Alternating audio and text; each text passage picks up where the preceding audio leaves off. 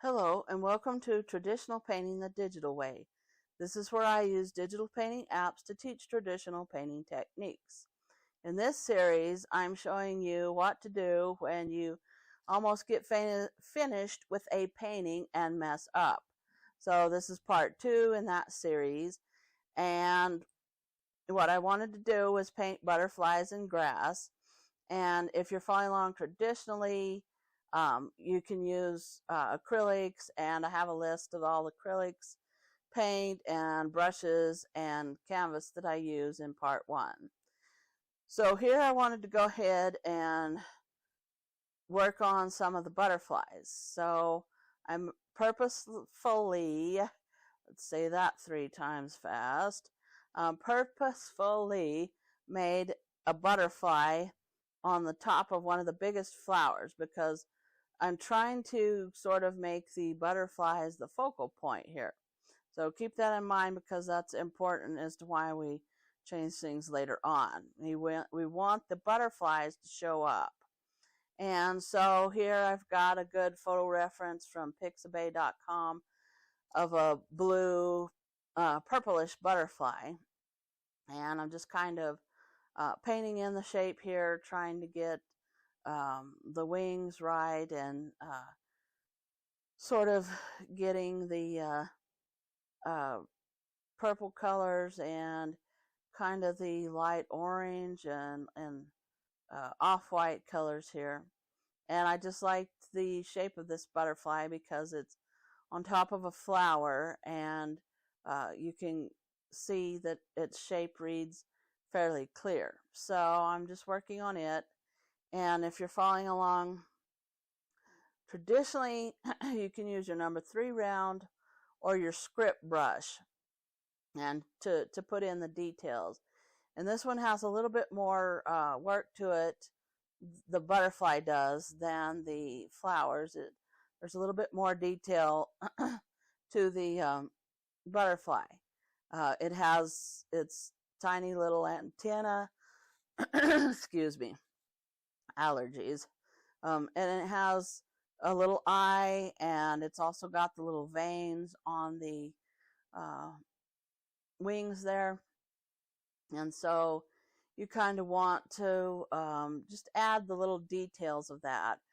This is not a great big close-up of a butterfly, but you still kind of want to show those little details and things. And so then you can zoom out and see what it looks like against the background there and against the flowers. And I decided to extend that flower that it was on and make it look a little bit bigger so that you could actually see sort of the detail of the body of the butterfly, and kind of a little bit of the shape of the legs. And so I wanted to go ahead and make sure that you could see that. And then I wanted to put in a butterfly that was actually flying in the air. And so I went ahead and found a well, I don't suppose it's a monarch. It's not a monarch, but it's black and red and white.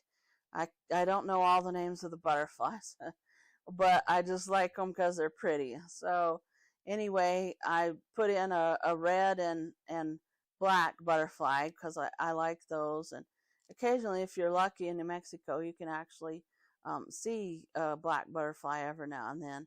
Mostly they're yellow, but every now and then you can see a real pretty black butterfly. And so here I'm just kind of working on the detail of the wings and adding the white and the red that's on the back of the butterfly, and just kind of making it look like it's a small butterfly floating over one of the sprigs of grass, or fixing to land on it, or something like that.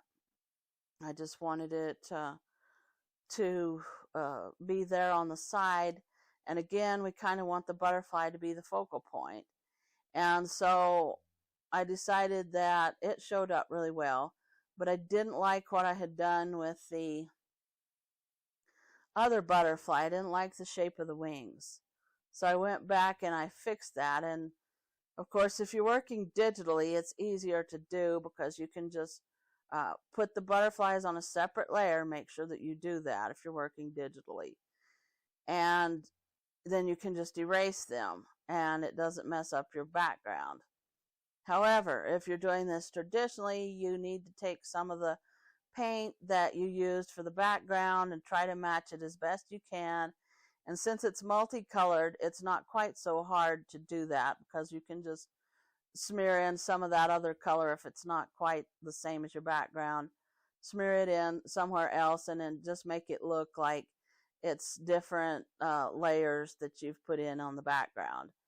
And so that's how you can get away with that. So that's one of the first things that you can do when you mess up, is just paint in the background again and then go ahead and repaint your butterfly. And so here I decided that I've gotten it better now. I've sort of got the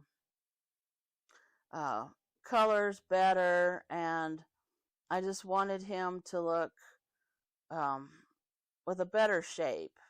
I didn't like how I had gotten the wings. I wanted them a little bit more accurate to the photo. And now I didn't erase the whole body or the head. I left some of that there and just worked on the wings. So here I'm trying to get kind of a darker look on the inside of the wing so that it will show up better. And again, the whole focal point of this painting I was trying to get was the butterflies. And so sometimes you just work and work with a painting and you have to keep at it and it doesn't go smoothly and you have to change this and change that. And that happens a lot, and just don't give up. Just keep on working. You know, if you have to do what I just did, erase the butterfly, paint over it, go ahead and do it. Don't get discouraged. Just go ahead and correct it as best you can, because most paintings you have to just work on things and keep correcting them. That's just the nature of painting.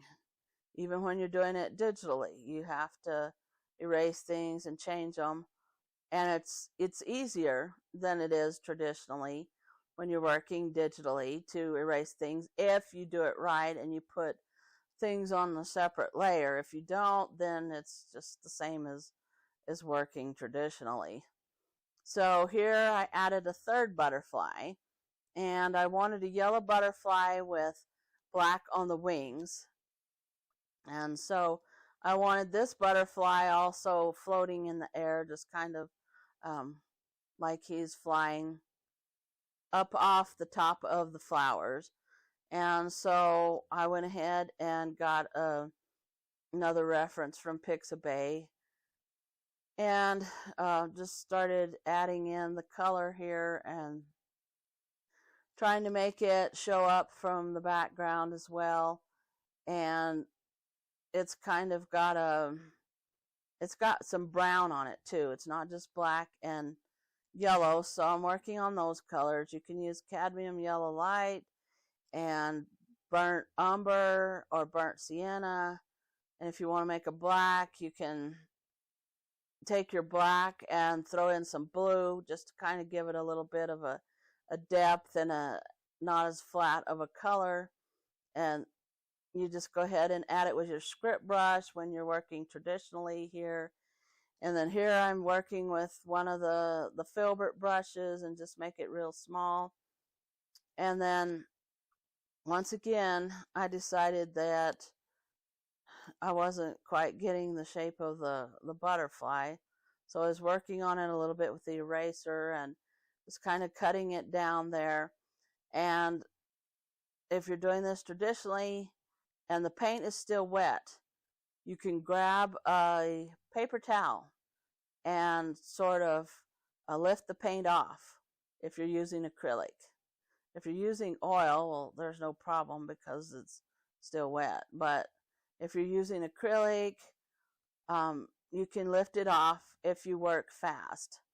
And if not, then you just go back over it with some of the background color there.